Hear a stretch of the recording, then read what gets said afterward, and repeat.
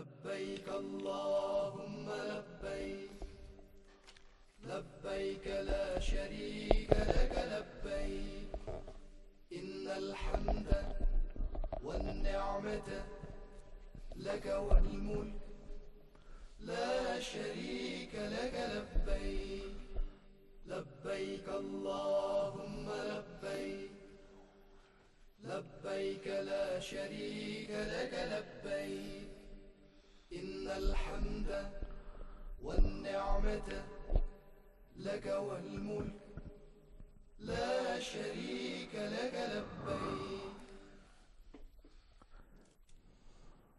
Chers téléspectateurs, que la paix soit sur vous et bienvenue à ce nouvel épisode de votre émission rituelle qui vous provient de la chaîne d'Iqra et fait partie d'un millier d'autres épisodes parrainés par le ministère des Affaires religieuses, du Conseil du prêche et du guide islamique en Arabie Saoudite. Donc cet épisode vous vient dans le cadre de la campagne d'éducation et de sensibilisation pour le grand pèlerinage et qui est enregistré et diffusé sur toutes les chaînes d'Iqra.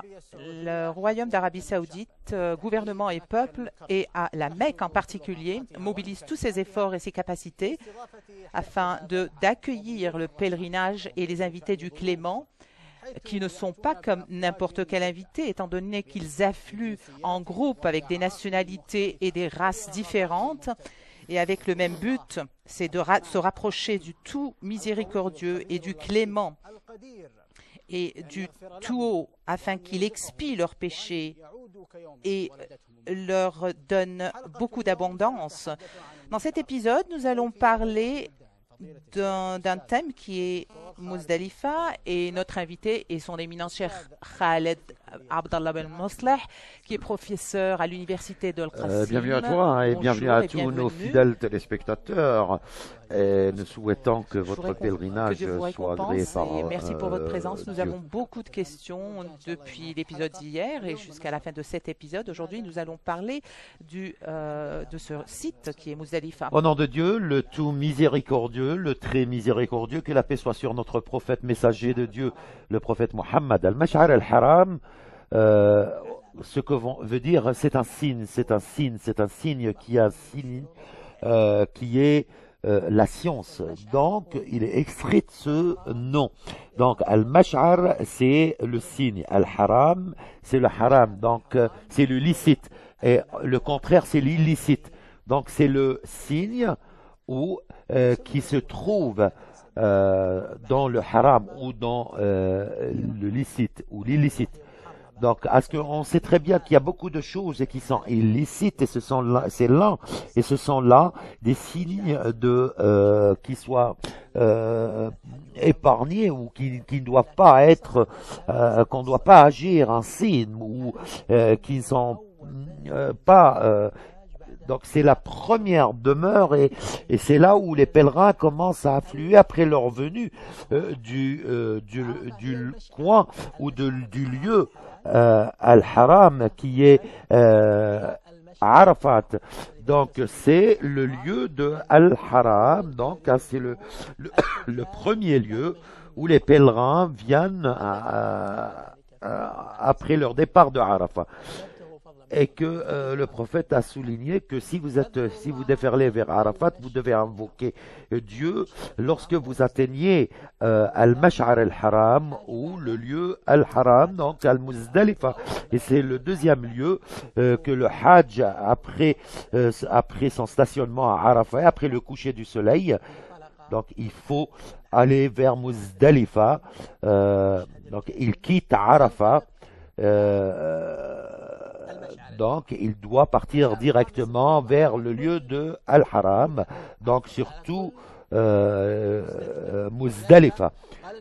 Alors, le prophète, que la paix soit sur lui, il a rapporté que j'ai stationné ici avec un groupe de pèlerins.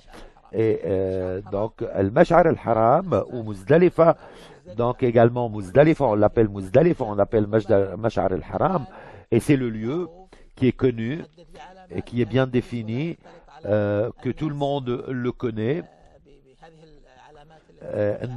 tout le monde peut le voir, et qui est entre les deux montagnes. Il a été appelé Mash'ar el-Haram, c'est la région où se trouve la montagne, et c'est la montagne qui se trouve à Muzdalifa, et c'est là où le prophète, que la paix soit sur lui, a donné son serment d'adieu. Donc c'est sur Mash'ar el-Haram, on lui donne le nom de Muzdalifa, c'est la montagne et les autres régions qui l'entourent. Donc, il n'y a pas de différence entre les éminents, ceux qui se tiennent dans le groupe entre les deux signaux. Donc, à Muzdalifa, il s'est stationné comme il est prévu, comme le Dieu l'a souligné. Quand vous quittez Arafat, vous devez invoquer Dieu dès votre arrivée à Muzdalifa. Al-Mash'ar al-Haram, c'est l'indice, aussi quelque chose, c'est le lieu où sacré que les pèlerins commencent à venir dès leur départ de Arafat. Donc, il peut être appelé également. Et aussi, nous pouvons l'appeler Muzdalifa. Donc, ce sont des noms. Et nous savons maintenant quel est le secret pour un tel nom de ce lieu. Car Muzdalifa, c'est le lieu où les gens se rapprochent et invoquent Dieu, multiplient leurs adorations et commencent. Et parce qu'ici, nous pouvons regrouper les deux prières, Al-Ma'rib ou Al-Isha. Et ici, les pèlerins peuvent se regrouper, donc c'est différent par rapport à d'autres lieux. Makka, ils ne sortent pas de la demeure sainte, et c'est là où ils stationnent en groupe, surtout ceux qui viennent de Arafat. Il y a ces noms donnés à ce lieu saint, ce lieu sacré. C'est un lieu aussi béni, très béni. Donc, en résumé, après le coucher du soleil, il faut aller vers Muzdalifa. Muzdalifa est un lieu sacré. C'est l'un des rituels du pèlerinage on lui a donné le nom. Et donc, quels sont les actes requis à Muzdalifa? Donc, la première chose, avant de rentrer en détail, quels sont les actes ou les rituels que le pèlerin doit effectuer à Muzdalifa, quand il vient directement à Mash'ar al-Haram. Donc, ce que j'ai souligné, après le coucher du soleil, il faut aller vers Muzdalifa. À l'arrivée, il faut faire les prières du soir. Donc, quand on vient à Muzdalifa, il y a trois choses qu'il faut faire. Certains éminents disent donc c'est un rituel qu'il faut. Donc, ceux qui ne viennent pas à Muzdalifa, donc leur pèlerinage n'est pas agréé. D'autres éminents ont dit que c'est un devoir. Et c'est la plupart des éminents et des fuqaha. Lorsqu'on stationne à Muzdalifa, on vient à Muzdalifa, à l'arrivée de Muzdalifa, vers Muzdalifa, c'est l'un des devoirs du pèlerinage. Donc, nous savons très bien que si certaines personnes ne viennent pas à Muzdalifa, même pour une raison, leur pèlerinage n'est pas agréé. Mais ceux qui ne peuvent pas venir à Muzdalifa en raison, pour n'importe quelle raison, ou peut-être pour un oubli. Donc, s'il était un devoir ici, nous savons très bien qu'il y a, cela dépend des éminents ou des scientistes, comment ils peuvent juger de cette personne. Donc, les fuqaha, donc les plus vrais, les paroles les plus vraies, qu'à l'arrivée à Mash'ar al-Haram ou Muzdalifa, c'est l'un des devoirs, c'est l'un des rituels obligatoires du pèlerinage. Donc, il faudrait invoquer Dieu ou multiplier Dieu. Donc, quand vous quittez Arafat, vous devez invoquer Dieu pendant votre arrivée à Muzdalifa. Donc, c'est là où ce sont les devoirs ou les obligations de Dieu.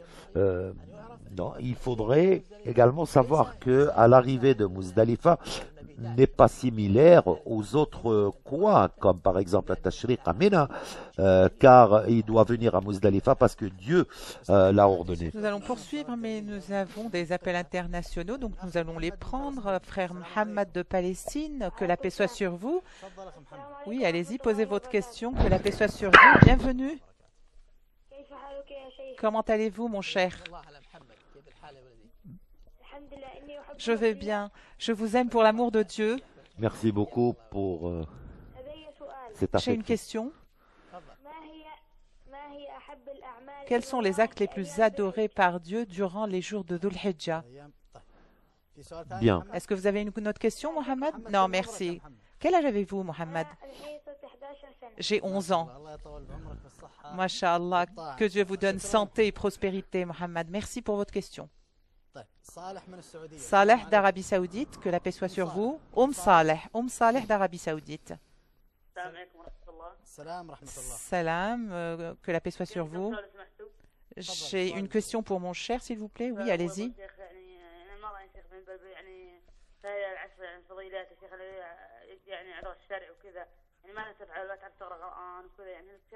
Quels sont les actes qui peuvent être conseillés aux pèlerins durant les jours bénis de Dhul Hijjah? Très bien, merci.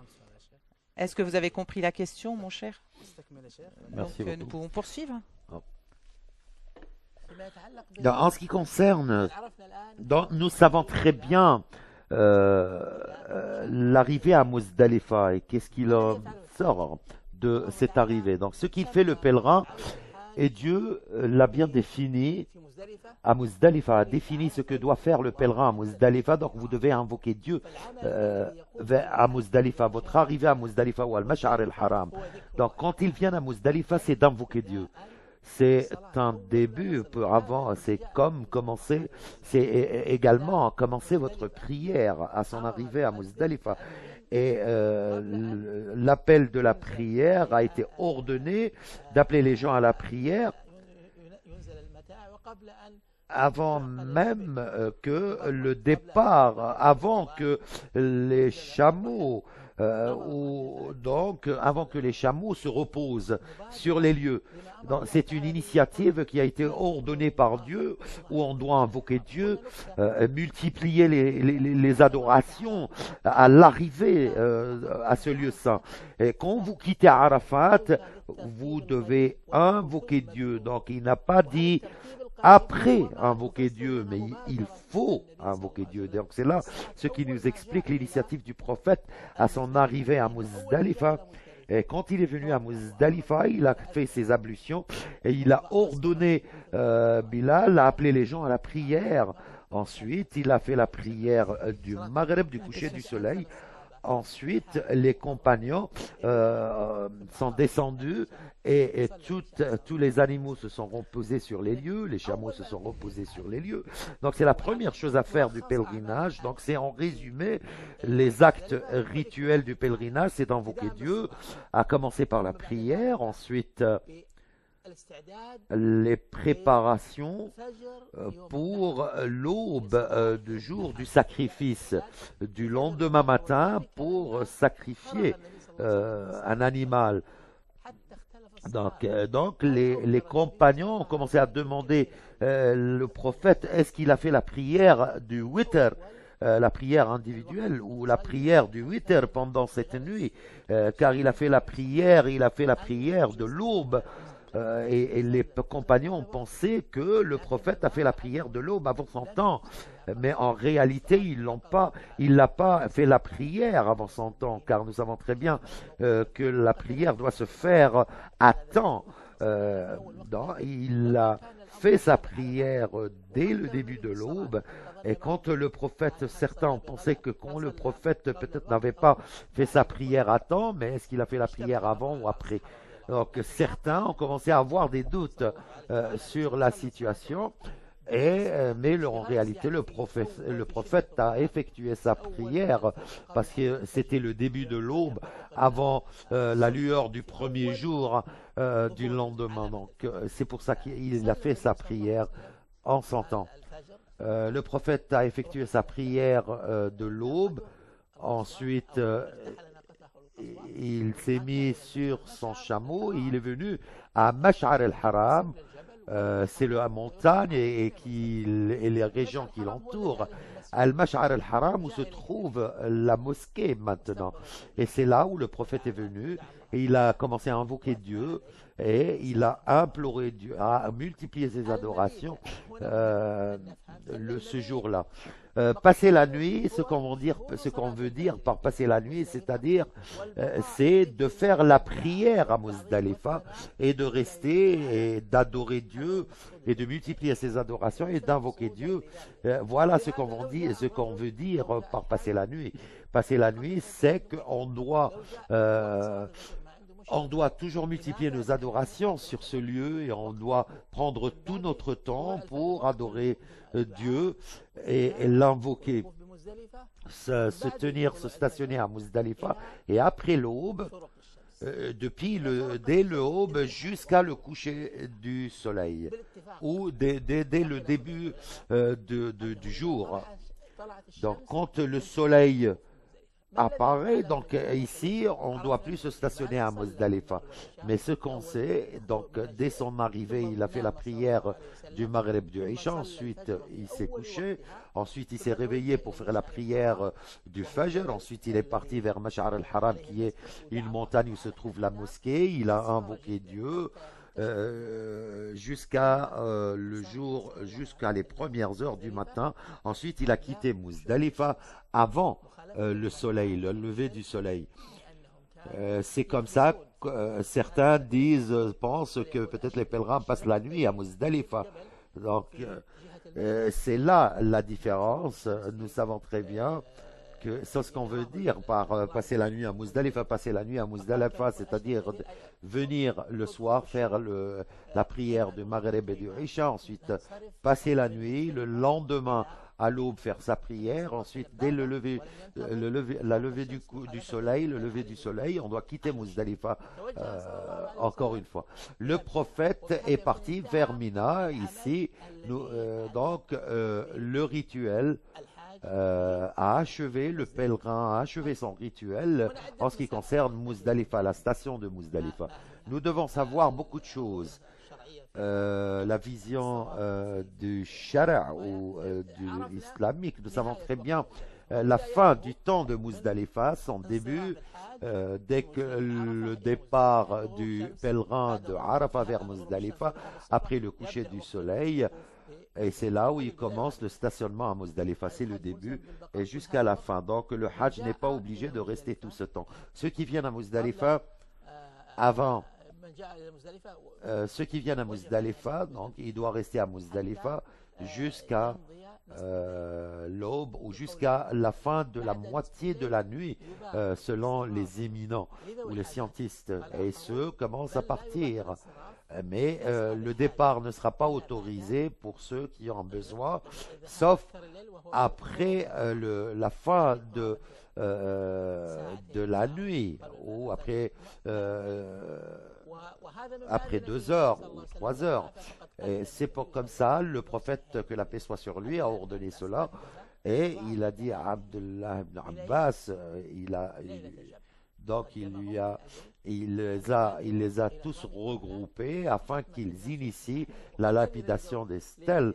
Après ce jour-là, il a permis à Saouda également, quand elle a pris son autorisation de quitter, et quand ils ont sorti de Muzdalifa au milieu de la nuit, selon les éminents et les scientistes, mais dès le coucher de la lune. Bien, nous allons poursuivre donc après une courte pause. Chers téléspectateurs, restez avec nous après cette courte pause.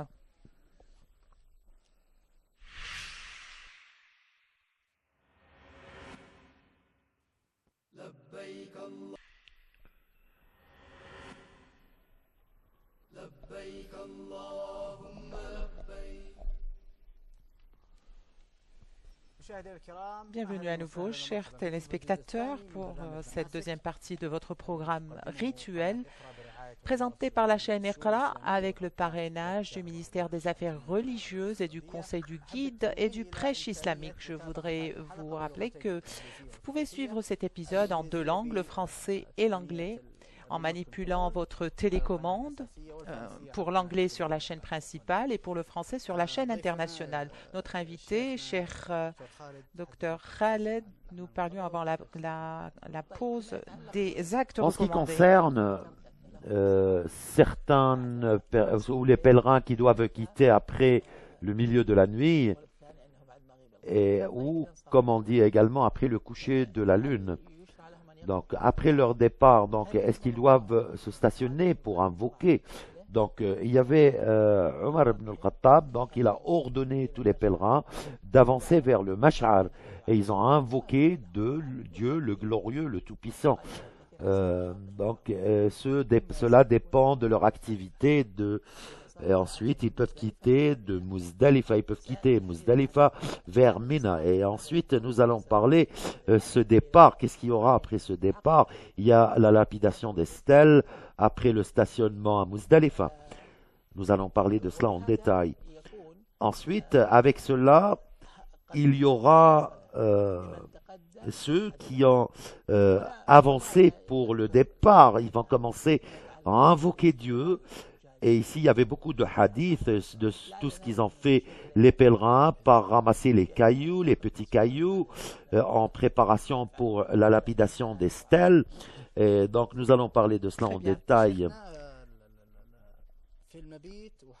Pendant la nuit passée et le jet et la collecte de cailloux à Muzdalifa, est-ce que c'est à Muzdalifa? Certains pèlerins, quand ils viennent à Muzdalifa, ils vont s'occuper par collecter les petits cailloux. Donc ils pensent que collecter ces petits cailloux se passe à Muzdalifa, et certains pensent que s'ils n'ont pas pris ces cailloux à Muzdalifa, donc il n'a pas le droit de jeter n'importe quel caillou, petit caillou qu'il trouve ailleurs. Ce qu'on dit par les petits cailloux, qu'on doit collecter les petits cailloux, ceci ne veut pas dire qu'on doit les collecter uniquement de Muzdalifa, mais selon Ibn Jabr, As-Sabt, donc il parle de ce qu'il a fait le prophète dès son départ de Muzdalifa, dès son arrivée. Mais il ne s'est pas occupé seulement à collecter les petits cailloux, mais sur son chemin de Muzdalifa vers Mina pour la lapidation des stèles, il a ordonné de collecter des petits cailloux. Donc on lui a collecté ces cailloux, mais on ne sait pas où ceci s'est passé, à Muzdalifa, à Mina. Mais ce qu'on sait, c'est sur le chemin vers Mina. Collecter les petits cailloux ne veut pas dire qu'on doit les collecter d'un lieu précis. Mais il faudrait... non, il n'a pas collecté ces petits cailloux uniquement de cet endroit, mais il a ordonné la collection de petits cailloux. On lui a collecté 7 petits cailloux. Ensuite, comme il a été rapporté par Ibn Abbas, ils ont dit que comme ces petits cailloux, vous commencez à lapider la stèle et à les jeter. Nous savons très bien que ce qui est élevé, c'est quelque chose que vous pouvez porter dans la main, qui ne doit pas dépasser un nombre beaucoup comme 40 à un grand nombre comme 40 ou 50. C'est des petits cailloux qu'on peut les porter dans la main pendant Mina et pendant les jours de Tashriq. Donc, ce qui est recommandé à Muzdalifa, pas seulement de collecter les petits cailloux, mais certains peut-être à collecter les petits cailloux de Muzdalifa parce qu'ils se trouvent, les petits cailloux se trouvent déjà sur les lieux. Mais ceci n'est pas une sunna, ou ceci n'est pas recommandé par le prophète. Et ceci n'est pas un devoir de les collecter uniquement de Muzdalifa, mais vous pouvez les collecter pendant votre chemin sur... Nous avons un appel d'Égypte. Frère Abdelmalek, que la paix soit sur vous. Que la paix soit sur vous. Comment allez-vous? Très bien, bienvenue. Allez-y, posez votre question. Bienvenue à toi, bienvenue à toi. J'ai une question. Je vous en prie.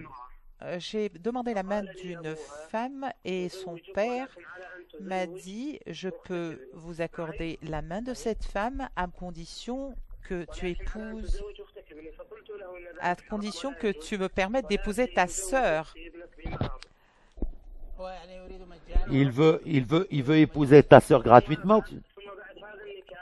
Et après ce mariage, donc une semaine après ce mariage, il faudrait que tu me permettes d'épouser ta fille et que nous fassions 2 cérémonies de mariage séparées, c'est-à-dire qu'il y ait quelques jours d'intervalle. Quelle est l'opinion juridique pour cela? Et est-ce qu'il y a des doutes concernant cet Donc, acte en ce qui concerne les l'islam? familles, et nous sommes en train de parler des rituels du pèlerinage, mais nous allons essayer de répondre à ta question. Nous avons un autre appel. Sœur Sarah d'Arabie Saoudite, que la paix soit sur vous. Que la paix soit sur vous.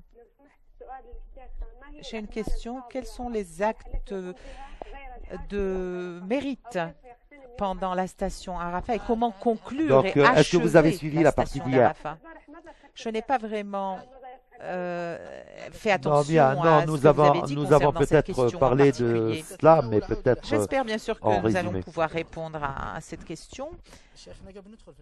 Avant de répondre à toutes ces questions qui sont très En ce nombreuses, qui concerne, d'abord, parmi les quelles sont remarques parmi les ces erreurs erreurs commises pendant par les Muzdalifa? pèlerins, commises par les pèlerins, il y a certains lieux où ceux qui font la prière longuement, ceci n'est pas recommandé, n'est pas demandé, mais si l'être humain le fait donc pour remplir son temps avec de bons actes, certains l'ont fait, mais pas seulement pour commémorer ou mémorer cette nuit, mais ceux qui veulent le faire parce qu'ils sont joyeux lors de cette nuit et ils veulent prier, passer cette nuit par les invocations.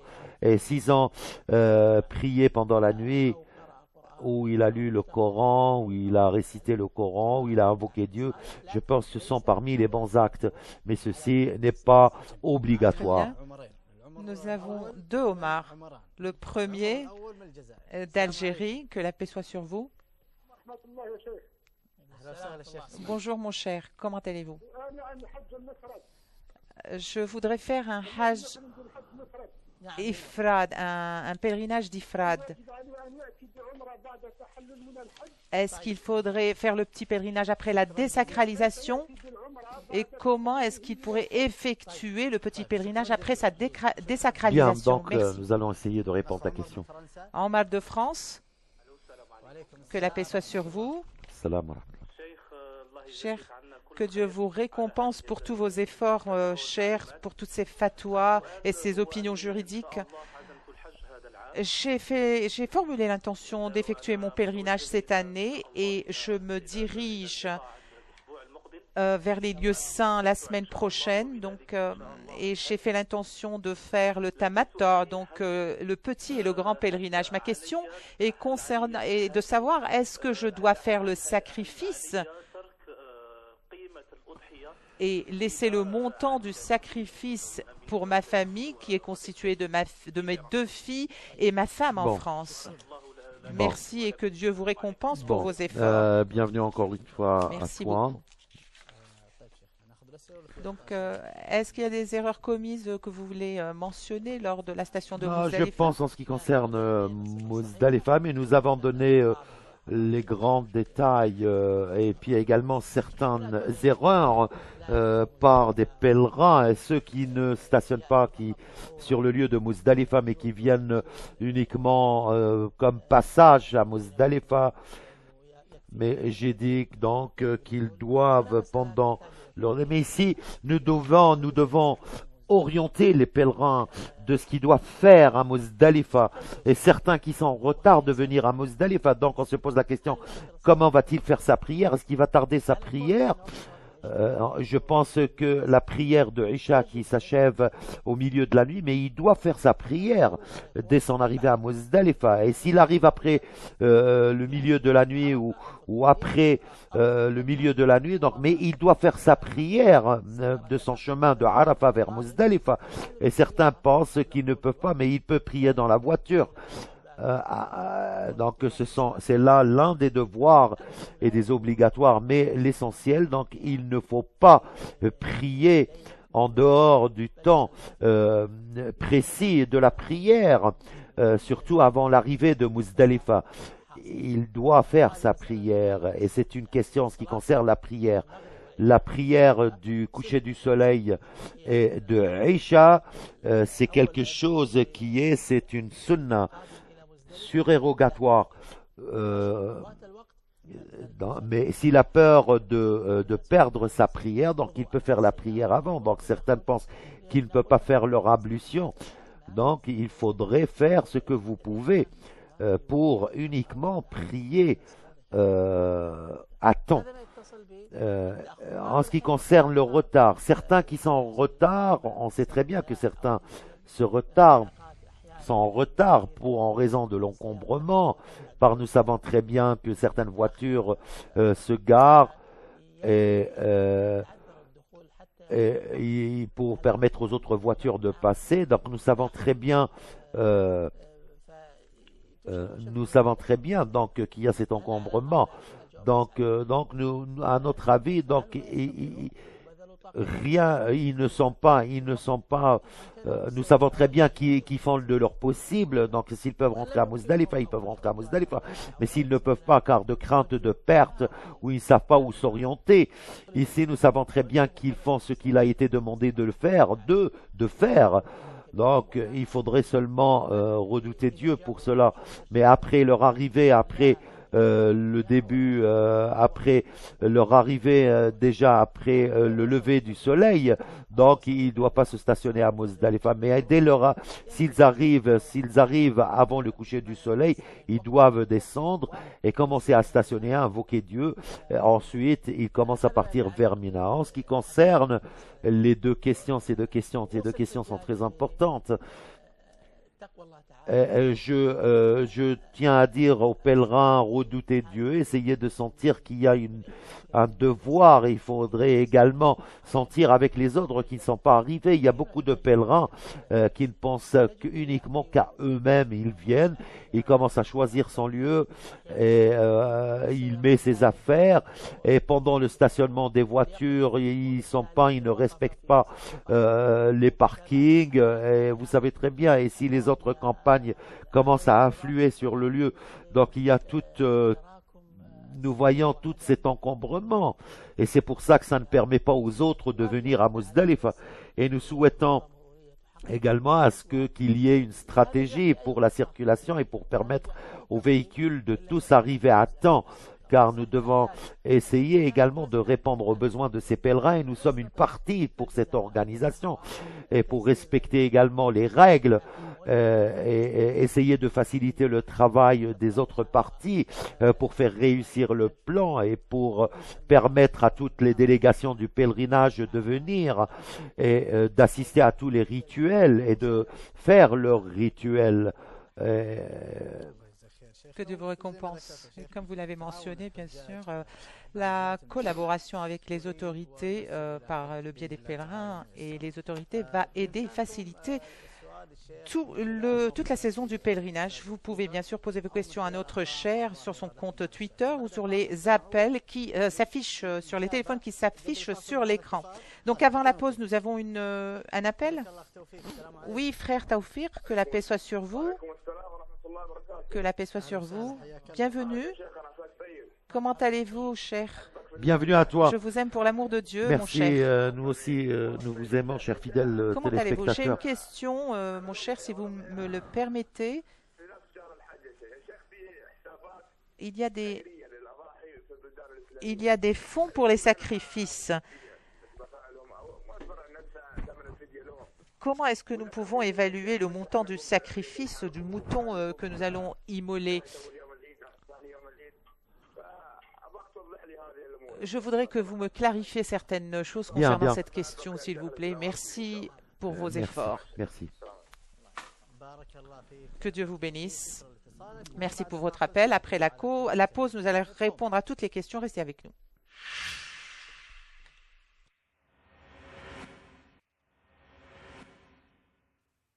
لبيك اللهم لبيك. Bienvenue à nouveau, chers téléspectateurs, à cette troisième partie de votre cinquième épisode de votre programme rituel avec son éminence Khaled Ben Abdallah Al-Maslah. Donc, nous allons poser quelques questions. Nous ne pouvons pas naturellement les poser toutes, mais Zahra, elle se pose la question de savoir comment En ce qui concerne l'état de sacralisation, avant de mettre l'étoffe, certaines émettent du parfum sur l'étoffe, donc certaines voient que ceci qui n'est pas recommandé. Mais le meilleur, c'est de mettre, donc ceci n'a pas été fait par le prophète, mais ça ne veut pas dire qu'il est interdit. Et quand on met ou on se met en état de sacralisation avec tout ce parfum sur son corps, il va certainement toucher l'étoffe ou cette étoffe ou ce drap. Mais ceci ne doit pas quand même, nous ne pouvons pas donc nous savons très bien que s'embaumer le corps, nous savons très bien que nous ne devons pas s'embaumer le corps. Que Dieu vous récompense. Hamad de Palestine a posé la question à savoir quels sont les actes les plus appréciés Je par vais Dieu parler en pendant détail le de tous pèlerinage. ces actes, mais l'acte que nous devons faire, c'est d'invoquer Dieu, de s'occuper par l'invocation de Dieu. Et je vais rappeler toutes mes sœurs et mes frères également de parler quels sont les versets coraniques avec lesquels que nous devons nous occuper pour les lire et également nous invoquer Dieu au cours des 10 jours.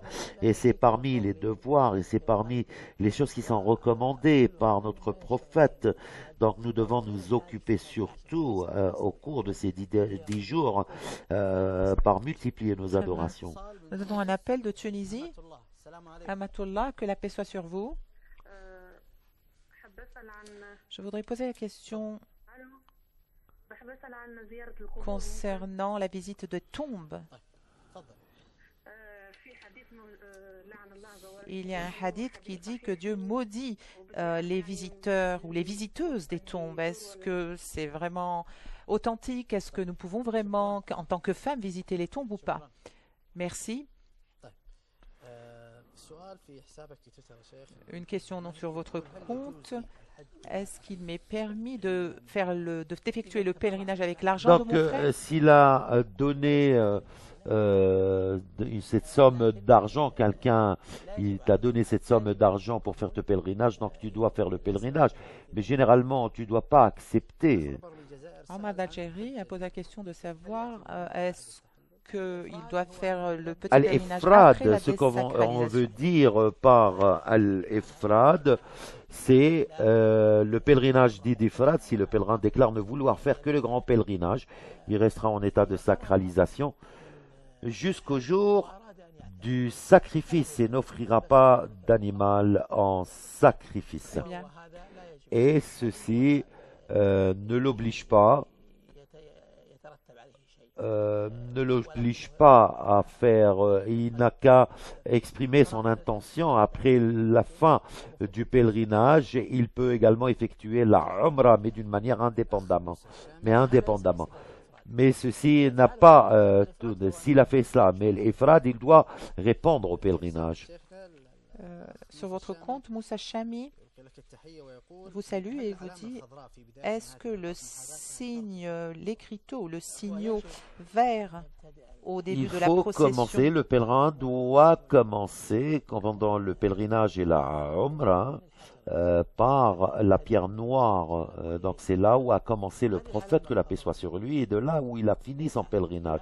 Et ce signal vert pour orienter les pèlerins afin qu'ils ne s'éloignent pas du lieu ou de la demeure sacrée, afin de les garder près de la demeure sacrée, car nous savons très bien que pas d'alternative de faire autre chose. Donc il doit également savoir où commencer le pèlerinage et achever son pèlerinage. très bien. Nous avons un appel de Omar de France qui nous dit qu'il a effectué le pèlerinage cette année. Est-ce qu'il doit garder le montant du sacrifice pour sa famille? Pour le sacrifice, ce n'est pas sur le pèlerinage. Le pèlerin n'a pas cette obligation, mais il doit également distribuer ce sacrifice. Mais s'il veut garder quelque chose pour ses enfants ou un sacrifice, un animal sacrifié pour ses enfants, et je pense que c'est un bon acte, qu'il peut le faire quand même. Il peut leur laisser un peu d'argent afin qu'ils puissent sacrifier. Et c'est une recommandée, c'est une sunna recommandée. Abourim, quelle est l'opinion juridique de se laver avec du savon après la sacralisation et la chute de quelques En ce qui cheveux concerne également? le lavage ou se laver après se mettre en état de sacralisation, ne veut pas dire que c'est interdit. Donc c'est quelque chose qui concerne c'est de purifier son corps ou peut-être se laver, se rafraîchir. Mais il doit utiliser parmi les savants ceux qui ne peuvent pas contenir un parfum. Donc, il peut utiliser le shampoing, le Que savon de vos qui ne contient récompenses. pas Nous du avons un parfum. appel de Djibouti. Haram Hakim, que la paix soit sur vous. Est-ce que nous avons toujours la personne en ligne? Que la paix soit sur vous. Bienvenue. Est-ce que je pourrais parler à notre cher, s'il vous plaît? Oui, bien sûr, allez-y, posez votre question. J'ai effectué le pèlerinage en 2011 avec mon mari. Et le problème, c'est que nous sommes sortis de Muzdalifa à 2h30 du matin. Donc le bus a quitté très tôt le matin. Merci. Abu Ragad d'Irak, bienvenue. Que la paix soit sur vous. Cher, la prière de vendredi, l'imam fait un seul appel et ensuite monte à la tribune. Qu'en dites-vous de cette question?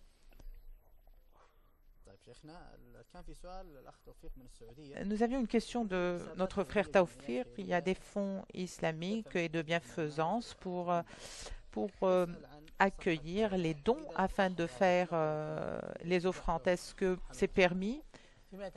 En ce qui concerne ces associations bénévoles qui récoltent l'argent pour sacrifier un animal donc, à l'extérieur et ensuite les envoyer aux pauvres. Moi, je demande à ce qu'on soit sûr de ces associations, car certains qui sont en train d'arnaquer certaines personnes et essayent de profiter de cette saison pour récolter de l'argent des gens, mais ils ne font aucun bon acte. Il faudrait enquêter sur ces gens et savoir de leur authenticité et de connaître mieux de leur authenticité et ne les déléguer complètement de sacrifier. Donc, sacrifier, c'est un rituel de ces jours et c'est une sunna qui est recommandée par tous les musulmans. Mais on ne veut pas dire seulement à donner la nourriture aux pauvres ou à nourrir les pauvres, car Dieu avait des fins. Donc il a dit, il faudrait manger de cet animal sacrifié, ensuite donner la part aux pauvres, des parts aux pauvres. Mais nourrir, ça ne veut pas dire comme étant une charité, mais il faut plutôt être sûr que le croyant ou que le pèlerin doit sacrifier l'animal chez lui, dans son pays.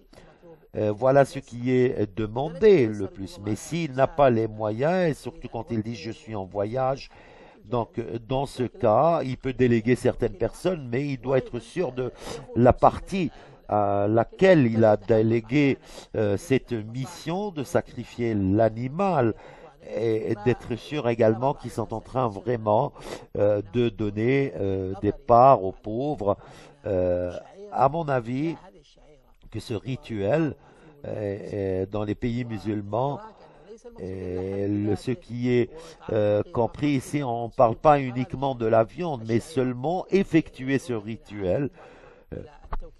Donc, nous devons le faire. Nous savons très bien que cet animal, peut-être nous savons très bien qu'une personne a beaucoup d'autres délégués où il veut faire cela pour beaucoup de personnes, et s'il les a envoyés aux gens qui sont les plus pauvres, c'est un bon acte, et nous souhaitons que ce bon acte a un grand profit de cette personne. Il sera récompensé chez Dieu. Nous avons un appel du Soudan.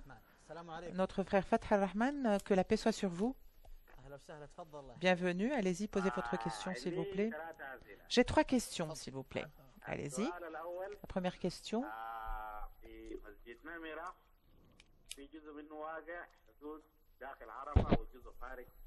Il y a les limites géographiques d'Arafat. Je sais que notre prophète, que la paix et la bénédiction d'Allah soient sur lui, est-ce qu'il a prié à l'intérieur des limites géographiques d'Arafat? Votre deuxième question, ma deuxième question, c'est que le prophète, que la paix soit sur lui, lorsqu'il est arrivé de Muzdalifa pour lapider les stèles, il a Ça, c'est demain. Vous C'est allons l'épisode parler de de demain, cela c'est le demain. thème de demain. Je voudrais savoir que signifie Doha. On Demain, dit qu'il tu a auras lapidé toutes Doha. ces informations Demain, en nous allons détail. Nous détailler allons cette parler question. demain en Donc, vous pouvez détail. suivre l'épisode de demain et vous allez avoir la réponse Et la troisième question. avec d'amples détails. La troisième question, c'est concernant les 3 jours après la fête de Eid. Nous allons en parler également ultérieurement. Est-ce qu'il doit prier Dohor avant? Donc, lapider les également, pour C'est la une dernière question question, dont nous allons les parler suivre en en détail détail dans les ultérieurement. prochaines parties. Merci Fathala. Mohamed de Libye, que la paix soit sur vous. Bonjour mon cher, que la paix soit sur vous. Si vous me permettez, mon cher, je voudrais poser une question qui n'a pas trait au thème de l'épisode.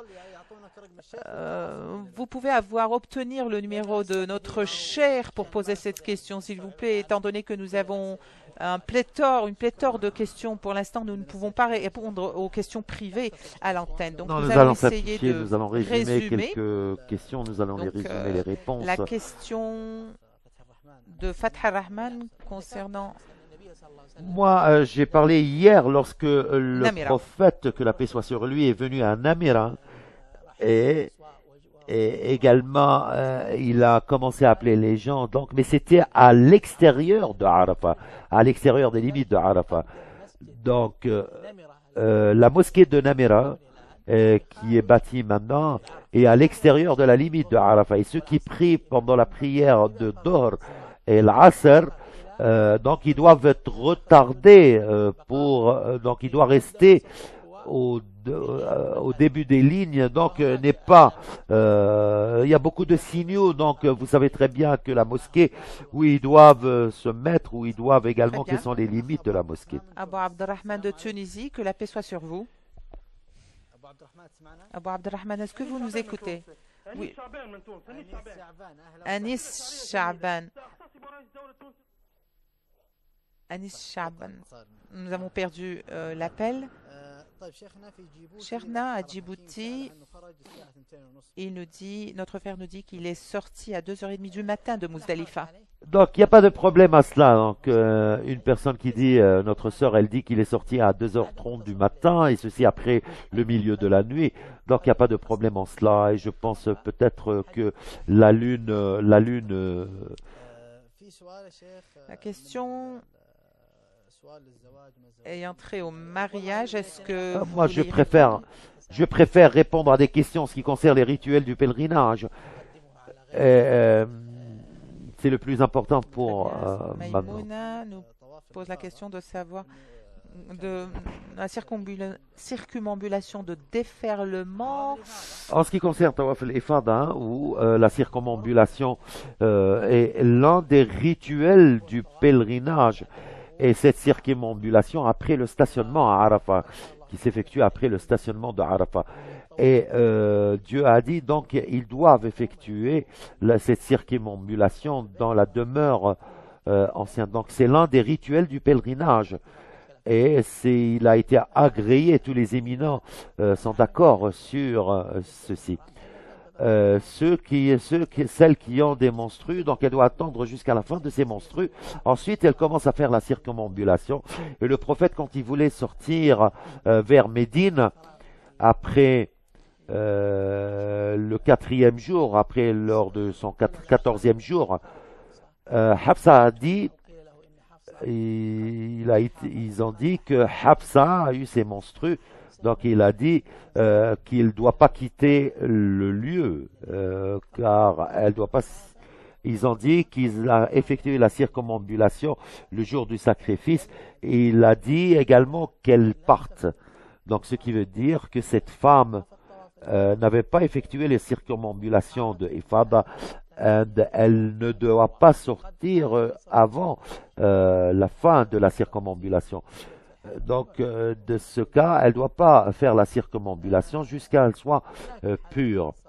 Il y a certains cas très spéciaux Il y a d'autres réponses qui sont valables ou valides à ce genre de cas s'ils doivent rester à l'intérieur du pays, en Arabie Saoudite, donc elle ne peut pas venir ou elle peut. Donc il y a certains cas qui sont nécessaires comme des cas exceptionnels, mais en réalité, la circumambulation de la femme ne doit pas se faire sauf si elle est pure. Donc elle doit rester quand Très elle bien, nous allons finit détailler ses bien sûr menstrues. dans les épisodes ultérieurs. Nous avons beaucoup de participation et beaucoup de questions, mais malheureusement Merci nous Dieu. sommes limités par le temps, donc Il y aura également vos explications et une partie clarifications. entière pour Merci, chers vos téléphones. téléspectateurs. Nous vous donnons donc rendez-vous demain à la même heure et le thème sera la réponse à toutes vos questions avec notre cher Khaled Al-Maslah sur son compte Twitter et les téléphones qui s'affichent sur l'écran. لبيك اللهم لبيك لبيك لا شريك لك لبيك إن الحمد والنعمة لك والملك لا شريك لك لبيك لبيك اللهم لبيك لبيك لا شريك لك لبيك إن الحمد والنعمة